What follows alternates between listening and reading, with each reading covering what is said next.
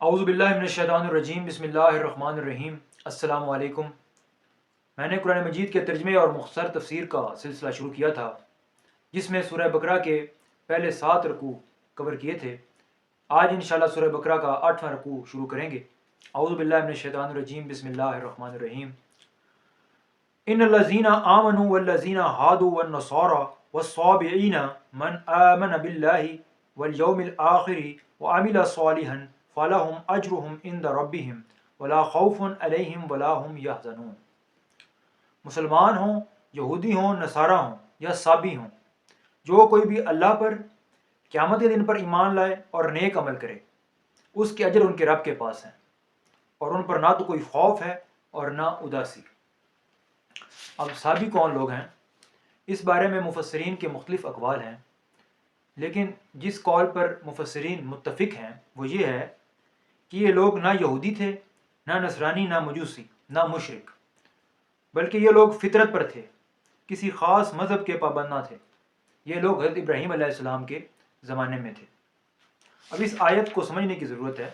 بعض لوگ کہتے ہیں کہ اس آیت میں رسالت پر ایمان کا ذکر نہیں ہے۔ ایک اور آیت میں آپ لوگوں کے سامنے پیش کرتا ہوں، سورہ آل عمران کی آیت ہے۔ اس میں اللہ فرماتے ہیں، جو شخص اسلام کے سوا کسی اور دین کا طالب ہو اس سے قبول نہ کیا جائے گا، اور آخرت میں وہ نقصان اٹھانے والا ہوگا۔ اب یہاں پر یہ چیز سمجھنے کی ضرورت ہے کہ کسی شخص کا کوئی عمل، کوئی طریقہ مقبول نہیں جب تک کہ وہ شریعت محمدیہ کے مطابق نہ ہو، مگر یہ اس وقت تک ہے کہ جب آپ صلی اللہ علیہ وسلم مبعوث ہو کر دنیا میں آ گئے۔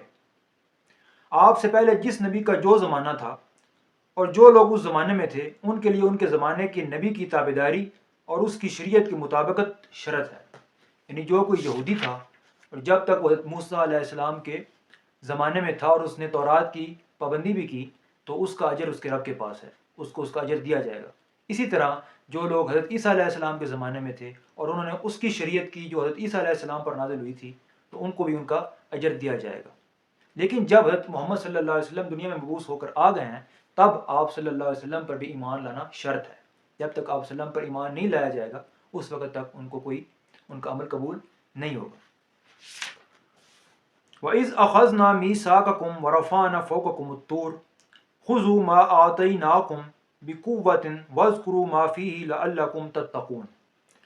اور جب ہم نے تم سے وعدہ لیا اور تم پر طور پہاڑ لا کھڑا کیا، جو ہم نے تمہیں دیا ہے اسے مضبوطی سے تھام لو، اور جو کچھ اس میں ہے اسے یاد کرو تاکہ تم بچ سکو۔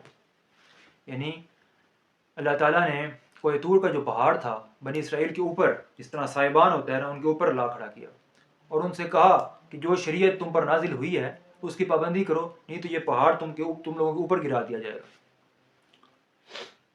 ثم تولیتم من بعد ذلک فلولا فضل اللہ علیکم ورحمتہ لکنتم من الخاسرین۔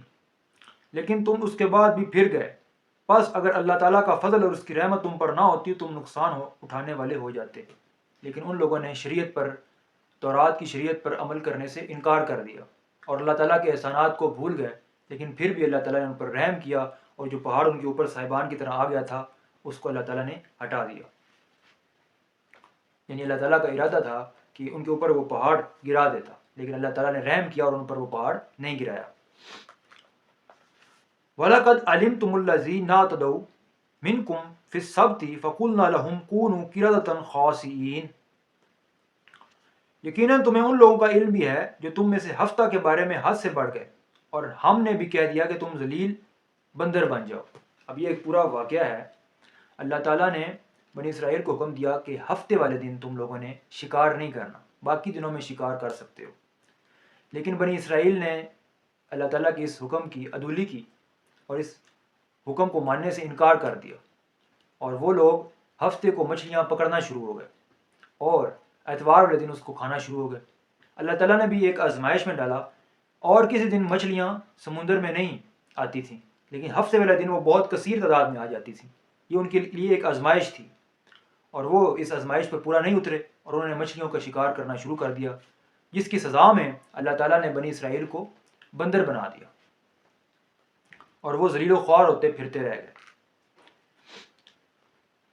فَجَعَلْنَاهَا نَقَالًا لِمَا بَيْنَ يَدَيْهَا وَمَا خَلْفَهَا وموعظۃ للمتقین، اسے ہم نے اگلوں پچھلوں کے لیے عبرت کا سبب بنایا اور پرہیزگاروں کے لیے واعظ و نصیحت کا۔